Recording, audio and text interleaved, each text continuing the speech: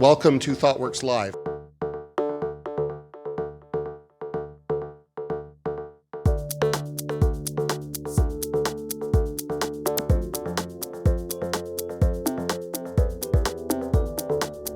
Our hope is that you're walking out with 2, 3 new things that you can take back and start to really apply tomorrow morning. With all this the pace of change, the speed of change, and the kind of structural uncertainty, there actually is a lot of opportunity, and there's a lot of exciting things happening for all of us. So we're very blessed, I think, to be living in this time. We've been sort of reinventing ourselves around this whole idea of no more servers, and where we're really kind of headed is this idea of let's put in virtual servers. You almost have to shift your focus from estimating time and effort to setting a goal for customer engagement, customer value, the value proposition. I wanted to put the notion of revolution in your mind. Consumer or the customer is taking charge and driving things, and these companies have learned how to be more responsive to what the customer's doing and to do that quickly.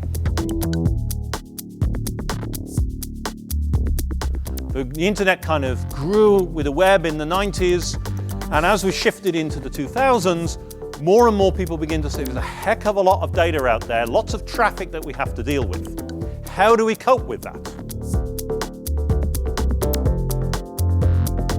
We use the word pivot to describe this phenomenon where the successful entrepreneurs, it's not that they had better ideas than the failed entrepreneurs, it's just that when they encounter difficulty, they don't just give up and go home, but neither do they persevere the plane straight into the ground. They can keep their 1 foot anchored in what they had learned while changing one other thing about their business at a time. That's a pivot.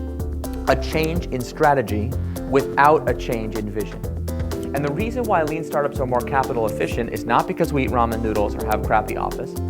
It's because by shrinking the time between pivots, we effectively increase our runway without having to acquire more resources. So what's the new way? Continuous delivery. Continuous delivery takes those ideas of, okay, what does it take to get from dev complete actually into production, and brings all those activities forward such that we're doing them all the time. We need to map out from code to live every step that we need to do to be able to confidently release this software and put it in users' hands. And by doing that, we're able to see where our roadblocks are and where we actually need to start automating. Where do we start first, what's second, and go down that path.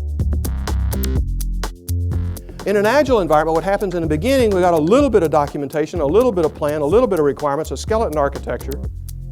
And as we go along, we start delivering, and our confidence level goes up. And so it really is a much better model, but that's not how we're used to operating. And so what happens is we get into an agile project, and we get a couple of iterations along, and we learn something. And it's different than what we planned, and managers go berserk, right? Because we're off plan, and it's only 2 weeks into it. That's great. Right? We learned early on that our plan wasn't worth anything, right? Or was not worth as much as we thought. Right. Rapid testing means that you put things in front of the customer, they vote with their clicks. We don't decide if it's good design, if it's good product, if it's good technology, if it's going to scale. No, we get it out there as fast as possible, use the ideas like minimum viable product.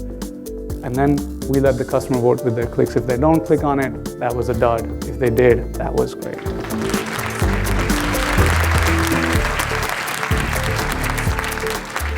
I tell you, it's been a real action-packed day. We're hearing from luminaries in the field like Martin Fowler and Jim Highsmith, hearing from some really insightful consultants and thought leaders at ThoughtWorks, hearing from some of the clients and analysts in the space. It really is more than you could ask for in one day of content, and it was great listening, great interacting with the folks here, both again from ThoughtWorks as well as others that have come, and really just to talk about what's happening in this space around continuous delivery, around innovation, around agile, and where it's all going. And I just enjoyed it immensely and can't wait to come back next year.